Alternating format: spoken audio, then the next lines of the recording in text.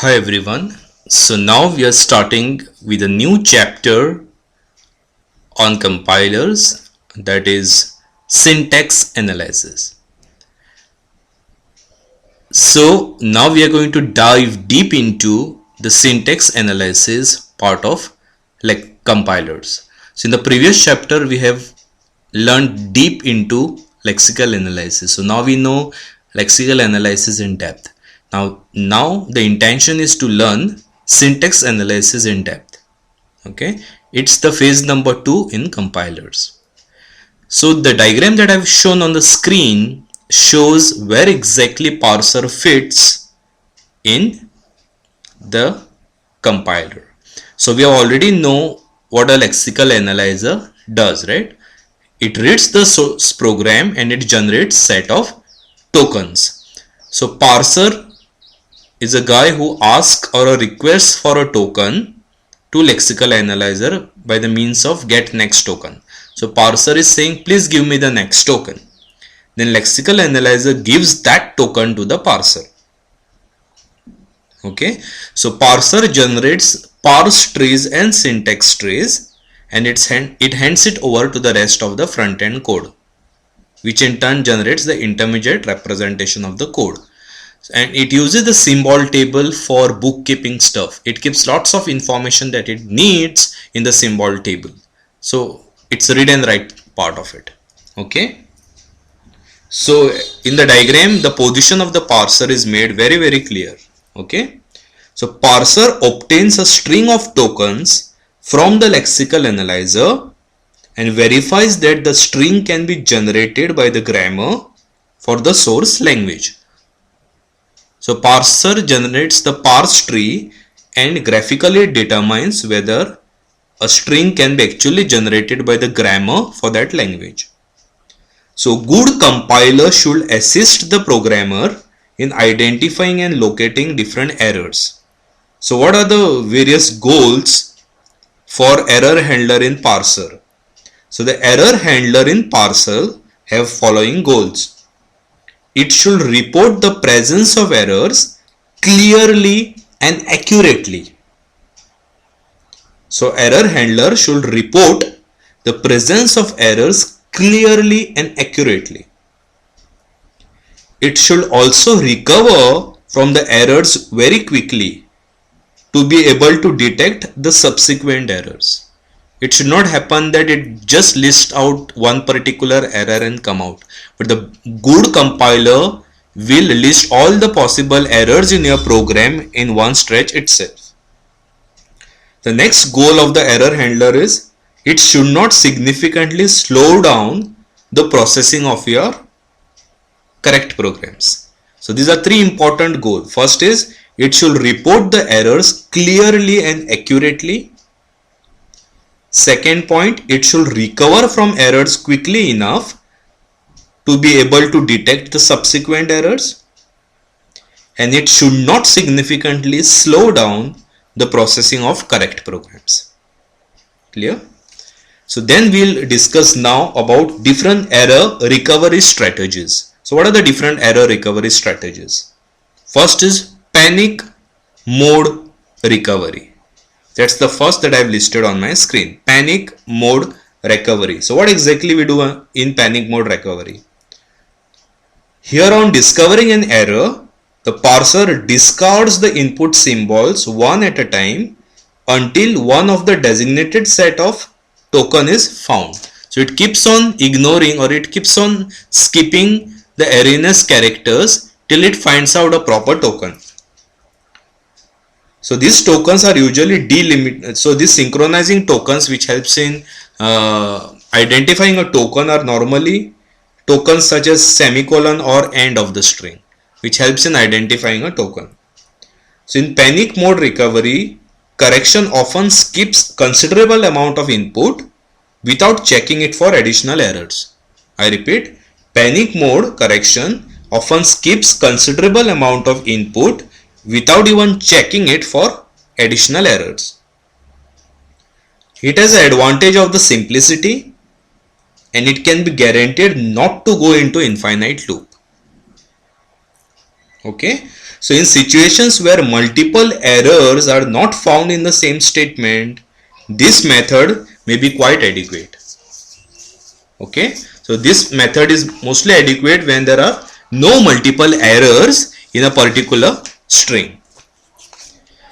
The next error recovery strategy is phase level recovery. So in phase level recovery, what we do? On discovering an error, a parser may perform local correction on the remaining input. So the key point here is it performs local correction on the remaining input. That is, we may replace a prefix of the remaining input by some string that allows the parser to continue. So here we are trying to correct the remaining string so that the incorrect statement is converted into correct statement and parser can continue. A typical local correction would be to replace a comma by a semicolon, delete an extraneous semicolon, or inserting a missing semicolon. So all these steps we can do in phrase level recovery to recover and get a proper token. So choice of local correction is left to the compiler designer. What correction he wants to adopt is provided by the compiler designer. We must be careful here to choose the replacement characters that do not lead to infinite loops. The major drawback here is the difficulty it has in coping up with the situations in which an actual error has occurred. So the major difficulty in this particular phrase level recovery solution is difficulty in coping up with the situations in which actual error has occurred before the point of detection. Okay, so if actual error has occurred before the point of detection, then there is a difficulty in coping up with such type of situations. The next error recovery strategy is introducing error productions. So if we have a good idea about the common errors that might be encountered, we can augment the grammar for the language at hand with productions that generate erroneous constructs. So we can introduce the new productions to generate the erroneous constructs. We can use the grammar augmented by these error productions to construct the parser. So the parser that is constructed will have error productions in it also. So if an error production is used by the parser, we can generate appropriate error diagnostics to indicate the erroneous construct that has been recognized in the input. So if some erroneous construct has been recognized in the input, we can definitely have a proper action now. Like what to do if so and so construct is found. Simple. The next error recovery strategy is global correction. So in global correction, what we do is, ideally we would like a compiler to make as few changes as possible in processing an incorrect input, right? We would like the changes to be as small as possible. So there are different algorithms for choosing a minimal sequence of changes to obtain a globally least cost correction. So we are focusing on getting the algorithm wherein we do a very little changes in order to get the entire program correct with very less changes. So given an incorrect input string, for example X, and a grammar G, these algorithms will find a parse tree for related string Y such that the number of insertions, deletions and changes of tokens required to transform the X which is erroneous into Y is as small as possible. So X is an input string that is erroneous, Y is a proper string, G is the grammar. So here the main intention is convert string X into Y in a way so that with very small changes we can get the string correct. So these methods are too costly to implement in terms of time and space, because it's not that easy as it looks like, of converting your erroneous program into correct one with minimal changes. Okay, so these are the different error recovery strategies.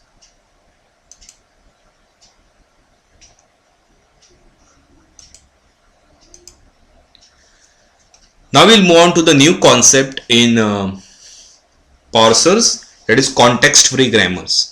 So context free grammar is nothing but it's a grammar which is context free and which consists of terminals, non-terminals, starting symbol and productions. So whenever I say context free grammar, it consists of these four things: terminals, non-terminals, starting symbol and set of productions. So let's explain or let's discuss what are these four different components. So first is terminals. Terminals are the basic symbols from which the strings are formed. I repeat, terminals are the basic symbols from which the strings are formed. So terminals, for example, if, then, else, all these are terminals. It's the basic symbols from which the strings are formed. Next is non-terminal. Non-terminal are syntactic variables that denote a set of strings. Okay. Non-terminal are syntactic variables that denote sets of strings. Next is the start symbol. One non-terminal is distinguished as a start symbol, and the set of strings it denotes is the language that is defined by that particular grammar. So one of the non-terminal is a start symbol, and whatever set of strings that denotes the language from this grammar are defined by this particular starting symbol. So starting symbol derives all strings which are possible as part of this grammar. Okay. The last component is production. Production of a grammar is nothing but a manner in which terminals and non-terminals can be combined to form strings. So productions are just set of rules which tells you how terminals and non-terminals are combined to get different strings for this particular language. Language is nothing but set of strings which are valid in that particular language, right? Which are defined by productions. So productions are just helping you in letting you know which combinations of terminals are going to result in the language. Language is always constructed from a set of strings. So language can only contain a set of terminals. The language which contains set of strings is not made up of non-terminals. Non-terminals are just helping you in defining different syntactic variables. Like in the previous sessions of mine, I had explained to you all regular definitions, right? In regular definitions, I was labeling a particular regular expression with a particular name. Name was on the left hand side of the arrow, and on the right hand side there was a regular expression. Like for example, letter was given a name to A to Z, right? Capital A to Z or small a to Z. So capital A to Z or small a to Z are symbols, and letter was depicting that particular regular expression. So that letter is a non-terminal here. Non-terminal is helping you to characterize or name a particular regular expression. Okay. So now on the slide I have noted down what are the different conventions that we will be following in this chapter. So remember, syntax analysis is the most toughest chapter in the entire compiler subject. So please listen to all these explanations very carefully because it is really going to help you a lot. So these are the different conventions that I am using out here. Terminals. When I say terminal, it is the lowest possible stuff which cannot be broken down further. Non-terminal can be broken down further by using a rule which is defined in a CFG. But terminal is a thing that cannot be broken down further. It is the least possible thing that's possible. Okay. So these are the following terminals. Any low case characters early in the alphabet like A, B, C are conventions which are followed to be terminals. Operator symbols like plus, minus are also considered as terminals. Then punctuation symbols such as parenthesis, comma are also considered as terminals. Then digits such as 0, 1 till 9 are also considered as terminals. Then a bold face string such as id and if are also considered as terminals. So all these are considered as terminals. The conventions that we follow for non-terminals are as follows. Uppercase letters which are early in the alphabet like capital A, capital B, capital C are considered as non-terminals. Capital letter S is mostly used as a starting symbol. Lowercase italic names such as EXPR, statement, italic names are considered as convention for non-terminals. Uppercase letters which are late in the alphabet such as X, Y, Z represents the different grammar symbols. Now grammar symbol is nothing but it's a non-terminal or a terminal. So uppercase letters which are late in the alphabet such as X, Y, Z represents the grammar symbol. Grammar symbol can be a terminal or a non-terminal. I repeat, grammar symbol can be a terminal or a non-terminal. Lowercase letters which are late in alphabet such as U, V till Z represent strings of terminals. So whenever we use normally U, V, W, X, Y, Z, lowercase ones represent string of terminals. Lowercase Greek letters like alpha, beta, gamma represent strings of grammar symbols. Now what is a grammar symbol? Grammar symbol, when I say, it can be a terminal or a non-terminal. I repeat, grammar symbol is a terminal or a non-terminal. And alpha, beta, gamma are considered as strings of grammar symbols. So when I say alpha is a string of grammar symbol, it's a combination of many grammar symbols together. It's a string of grammar symbols. Unless otherwise stated, the left hand side of the first production is the starting symbol. So until and unless in exams people say that so and so letter is a start symbol, the left hand side of the very first production you have to consider it as a start symbol. So until and unless someone gives you that so and so is a start symbol, please refer to the first production of the given CFG, and the left hand side of the first production is normally a start symbol. So in this example, E is your start symbol because it is on the left hand side of the first production.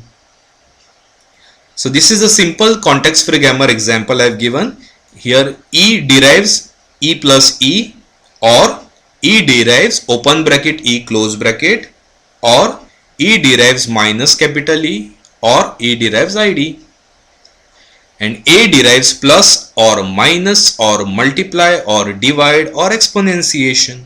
So these are the different operators, and A is a non-terminal. Now how many productions are there here? 1, 2, 3, 4, 5, 6, 7, 8, 9. So there are 9 different productions here. The non-terminals in this grammar are E and A, and terminals are plus, minus, multiply, divide, exponentiation, ID, minus sign, open bracket, close bracket. All these are terminals. So these are the terminals. Capital letters which are mentioned here are the non-terminals, and there are these many productions. So this is the example of a context free grammar. Clear? Now I have this grammar given to you all. This is the context free grammar where E derives E plus E, or E derives open bracket E close bracket, or E derives minus E, or E derives ID, and A derives plus or minus or multiply or divide or exponentiation. So E and A are the non-terminals in this grammar, and terminals are plus, minus, multiply, divide, exponentiation, unary operator, ID, open bracket, close bracket. So all these are terminals, and capital letters here are non-terminals. Which is the starting symbol? E. So E is the starting symbol out here. Okay. Now that we have a grammar, I am going to teach you all 2 types of derivations. Leftmost derivation and rightmost derivation. In leftmost derivation, the leftmost non-terminal is substituted with its production. in the leftmost derivation, the leftmost non-terminal is substituted with its production. So let's start. Suppose I have this input string given to me by the user, id plus id into id. If I need to derive id plus id into id using the grammar given above. So how to do that in leftmost derivation? Remember, in leftmost derivation, the leftmost non-terminal is substituted. So I use the production E gives E plus E. So E gives E plus E. Now which is the leftmost derivation? Leftmost non-terminal? E. So I replace E with id. So I get id plus E. Which is the leftmost non-terminal now? This E. So I replace this E with E multiplied by E.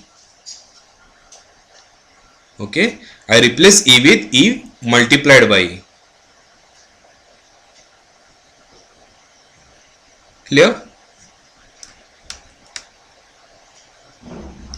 So there is a slight error in the grammar that I wrote here.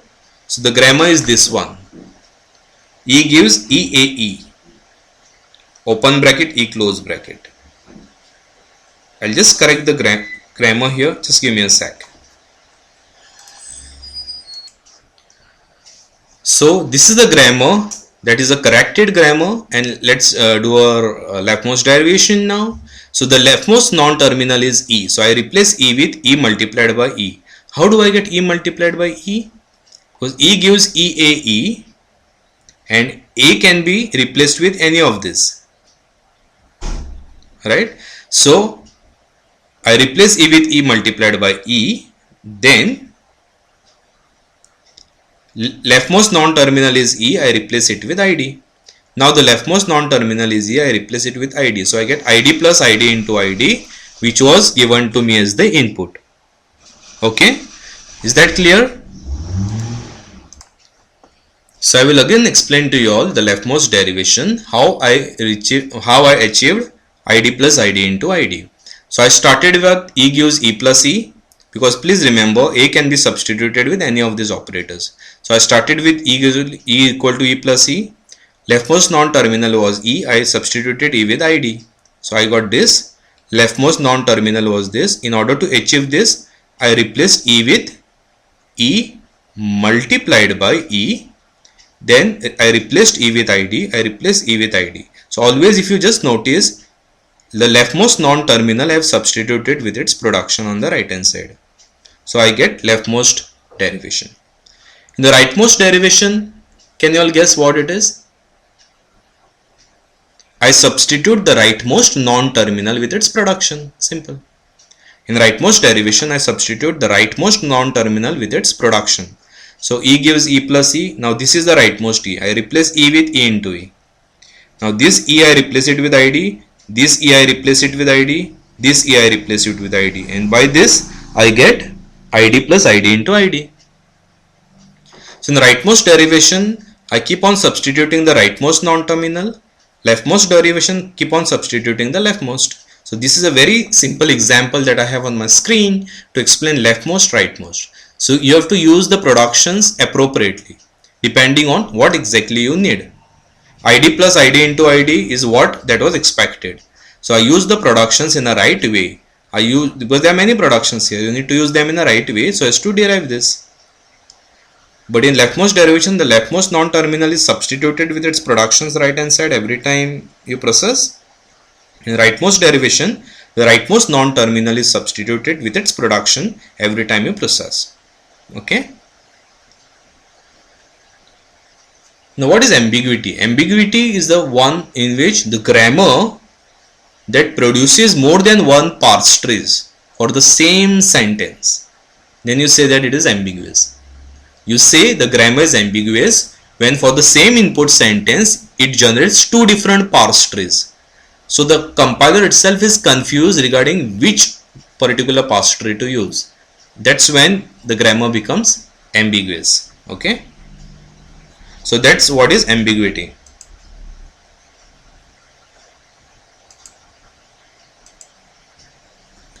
So here is the example of a ambiguous grammar that I have on my screen. The example is a dangling else grammar. Here, what are the productions which are there here? A statement derives if expression then statement, or statement gives if expression then statement else statement, or other. So this is a grammar that is defined, which says if a particular expression is satisfied, then go to this statement. Second particular option is if expression is satisfied, then go to this statement, else go to that statement. So now the compiler is not, if then whenever it comes to an expression and if expression gives a value true, then the compiler is not able to decide whenever it is constructing whether to choose this construct or whether to use this construct. Because if the expression is true, it will go to statement, but if the expression is not true, it won't go to this statement. In the second option that is given to us by the grammar, if expression is true, it will go to this statement, else it will go to this statement, whereas here it won't go to any statement if expression is false. So when a parse tree is constructed, compiler is confused, he doesn't know whether to use this or this, correct? So this is the input statement, input sentence that is given to us. What it is? If E1 is expression number 1. If expression number 1 is true, then you check if expression number 2 is true. If expression number 2 is also true, execute S1, else you execute S2. Simple. So for this particular statement, we try drawing the parse trees, which I have on my screen. So let's see how parser tried doing it. This statement was replaced with the first production on the right hand side, saying statement, you derive from statement to if expr then and statement. Then expr was replaced with E1 because E1 is expression number 1. Then this statement was replaced with the second production, which says if expr then statement else statement. So this statement, first I replaced it with the first production, and this statement I replaced it with the second production. Then expr I replaced it with E2, statement I replaced it with S1. Similarly this statement I replaced it with S2. So this is one parse tree that I constructed from the grammar in order to derive this input. Let's see what other confusion a parser has, that is tree number 2. In this case, the statement that is there, he first time only used the next option. That is, he replaced this statement with if expr then statement else statement. So he replaced this with this. Then expr he replaced with E1, and this statement which is there here now he replaced with the first option. So this statement he replaced it with the first option, that is this. Now if you just see the leaf nodes, it is exactly same as this. So in the first option, we used the first option and then the second option. And in the second option, the compiler used the second option first, and then for the embedded statement, it used the first option. So here first option was used, then the second option was used. And in this example, second option was used first and then the first option was used. So it's ambiguous. So now we saw that for this particular input, two different parse trees were created. Since for this input symbol two parse trees were created, we say that this grammar is a ambiguous grammar. Okay, so how do we convert this ambiguous grammar into a non-ambiguous grammar? We convert this into a non-ambiguous grammar by following a simple rule here, which says match each else statement with the closest previous unmatched then. So then now this if else statement has a respective match, right? So the general rule that is followed here, which says match each else statement here with the closest previous unmatched then, but then that is not yet matched, closest.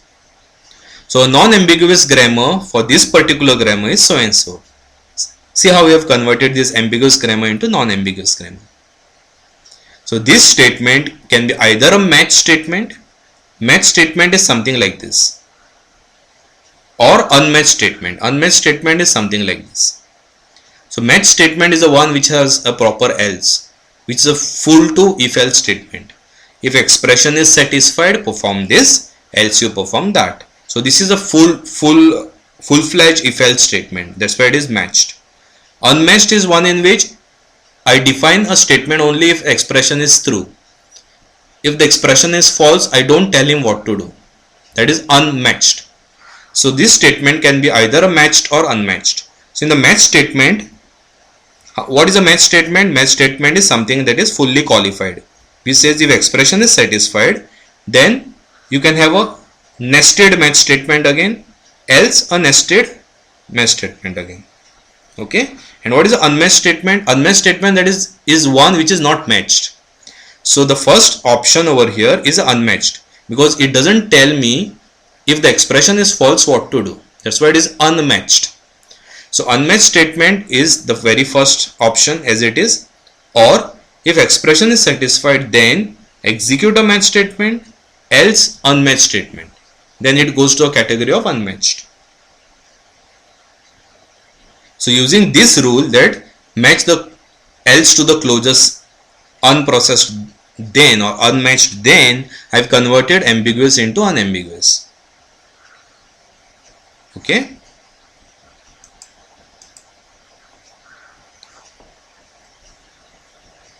So in exams, many of the times you all get this question of converting an unambiguous grammar into a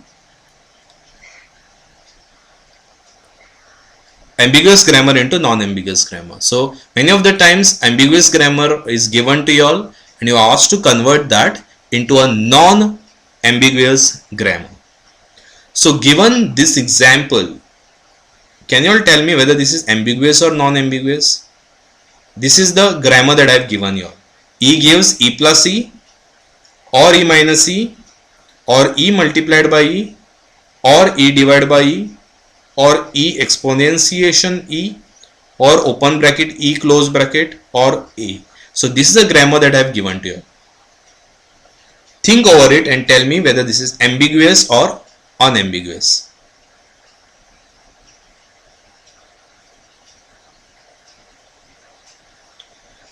This is an ambiguous grammar.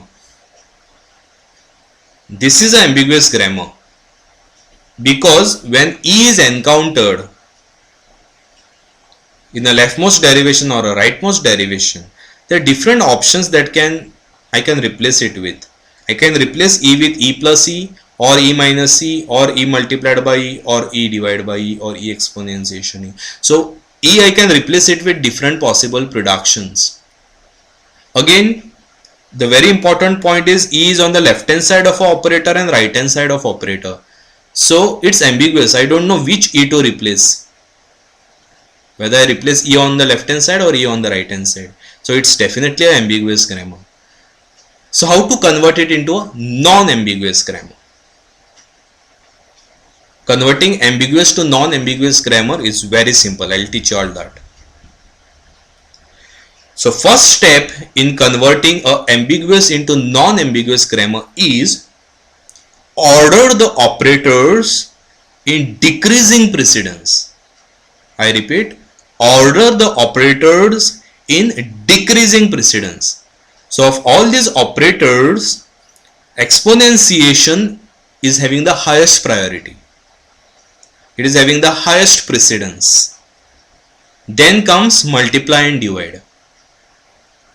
And then comes plus and minus. So exponentiation is at highest precedence. The next precedence is multiply and divide. And the next precedence is plus and minus. After you all write down the precedences from highest to lowest, also on the right hand side, note down the associativity of it. So exponentiation is right associative multiply divide is left associative, plus and minus is left associative. Clear? So I have noted down the operators that I have in my grammar based on precedences with highest precedence first, and I have also noted down the associativity of the operators over here. Clear? So now that I have done the first step, the second step that I need to follow is, for a left associative operators, make the production left recursive. I repeat, for the left associative operators, make the production left recursive, and you introduce a new unit production. And for the right associative, make the production right associative and introduce a unit production.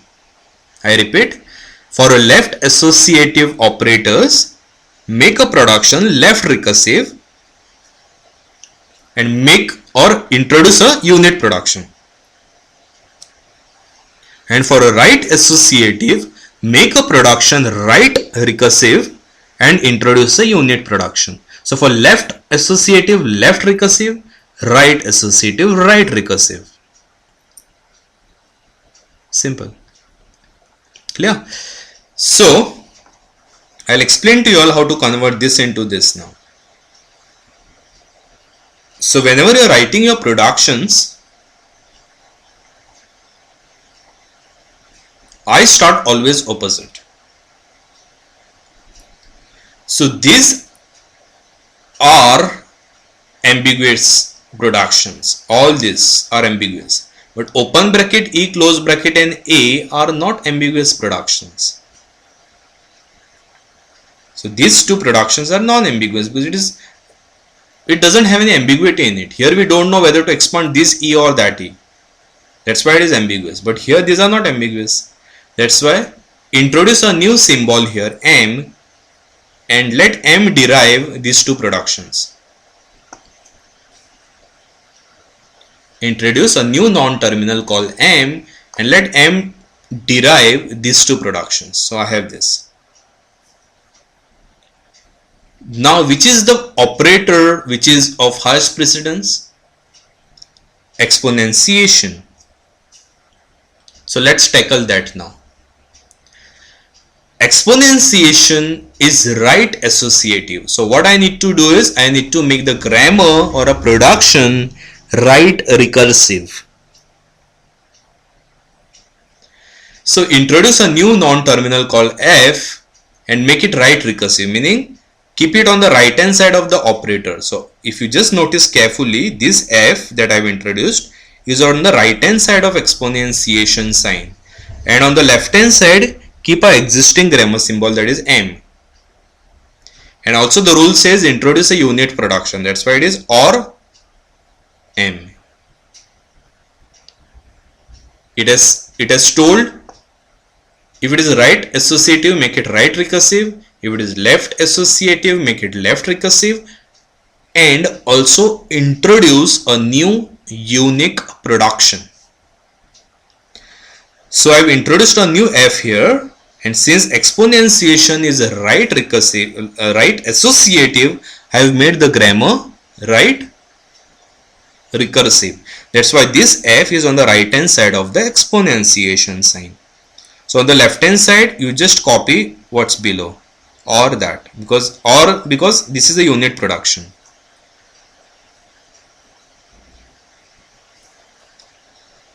Now we'll move on to the next operator of precedence, which is multiply and divide.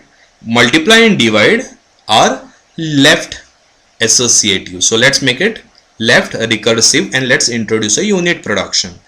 So I've introduced a new non-terminal T. So T gives, now multiply and divide are left associative. So I have to make it left recursive. That's why this T is on the left hand side of the operator. So this makes it left recursive. So T into F. So that is F, you have to exactly write from here. T divided by F or F. and the lowest possible operators are plus and minus, which are left associative. So I need to make the grammar left recursive, and here I can use this E because starting symbol we can't change. So since this is left associative, I am making them left recursive. That's why this symbol E is on the left hand side of the operator, and on the right hand side it has to be the next non-terminal in the sequence. So it is E gives E plus T or E minus T or T. So all these T, F and M are as part of introduction of the unit productions.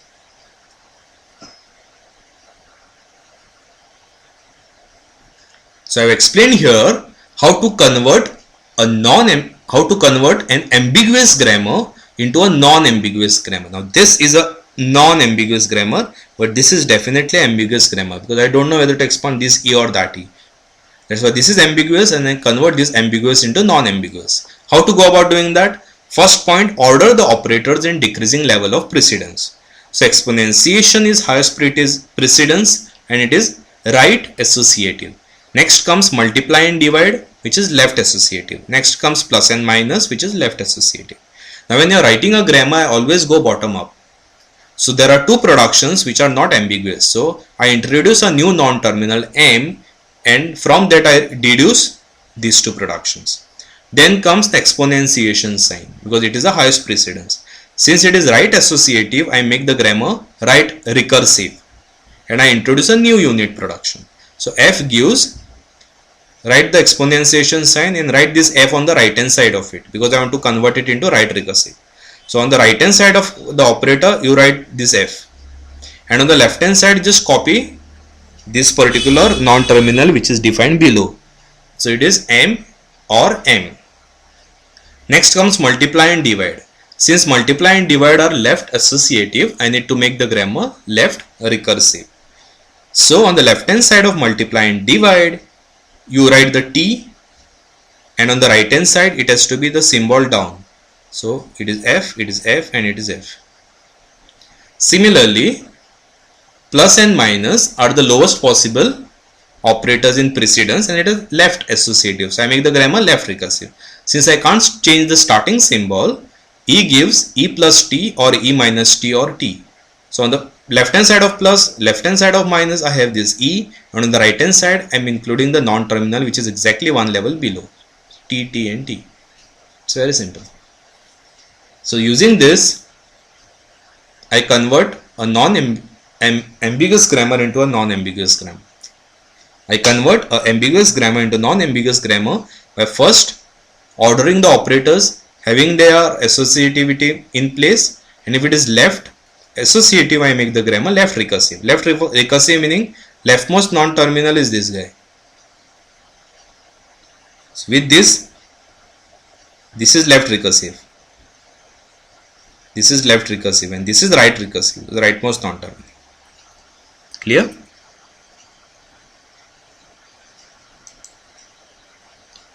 So elimination of left recursion algorithm I will be explaining in my next session on compilers.